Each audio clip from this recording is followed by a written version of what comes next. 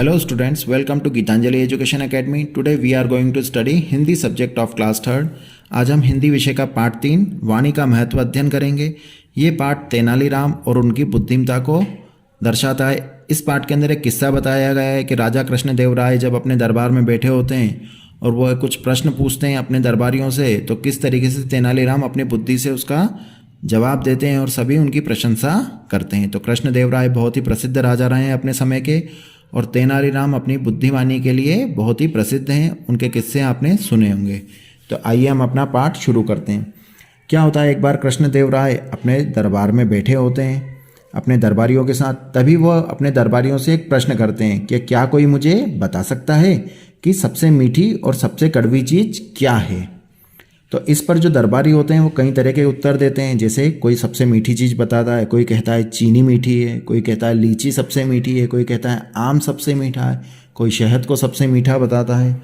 उसी तरीके से जब कड़वी चीज़ की बात बताने की बारी आती है तो कोई कहता है करेला सबसे कड़वा है, कोई कहता है नीम सबसे कड़वा है, कोई मिर्ची को सबसे कड़वा बताता है। मगर तेनालीराम जो होते हैं वो चुपचाप बैठे होते हैं। राजा उनसे कहते हैं कि क्या तुम्हें इस प्रश्न का उत्तर नहीं पता है। तो तेनालीराम उत्तर देते हैं कि महाराज, मैं इस प्रश्न का उत्तर जल्द ही दूंगा, शीघ्र ही दूंगा। कुछ दिनों के बाद क्या होता है, ये जब घटना हो जाती है उसके कुछ दिनों के बाद राज दरबार में ऊंची पगड़ी पहने एक अजीब सा व्यक्ति आता है। उसकी एक दाढ़ी होती है। क्या कहता है वो आकर दरबार में, महाराज मैं घग्गरनाथ हूँ।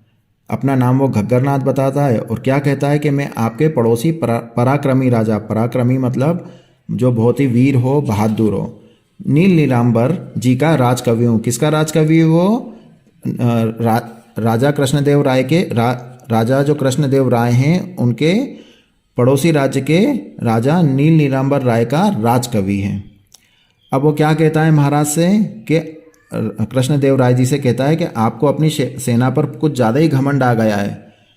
और पर वे हमारे महाराज, वे मतलब जो नील नीलांबर हैं, वे इतने बलवान हैं कि आपकी सेना को जब चाहें तब तहस नहस कर सकते हैं। इतनी बात सुनते से ही राजा को और उनके दरबार में बैठे हुए सभी दरबारियों को, सभासद मतलब दरबार जहाँ पर राजा अपने दरबारियों के साथ बैठते हैं उसे सभासद भी कहते हैं। वो क्रोध से कांपने लगते हैं, गुस्से से भर जाते हैं।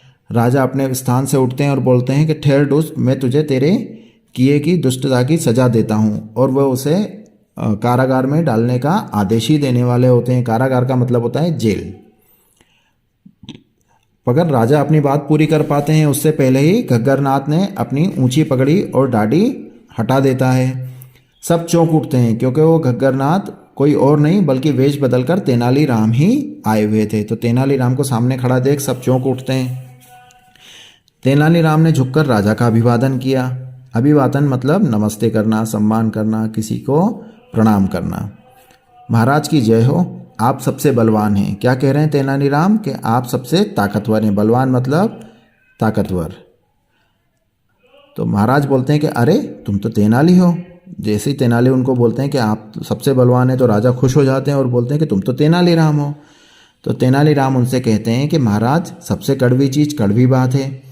घग्गरनाथ की कड़वी बात सुनकर आप इतने क्रोधित हो गए कि आपने उसे कारागार में डालने का सोच लिया। और फिर घग्गरनाथ के चोले के अंदर से जब मैं निकला तो मेरी एक मीठी बात सुनकर आप हंस दिए। तो इस हिसाब से जो सबसे मीठी चीज़ है वो है मीठी बात। तेनालीराम से सभी सहमत थे। राजा कृष्णदेव राय ने आगे बढ़कर तेनालीराम को अपना कीमती हार, हीरे का कीमती हार दिया। अब सभी तेनालीराम की बुद्धिमत्ता मतलब बुद्धिमानी की, उनकी चतुराई की तारीफ कर रहे थे।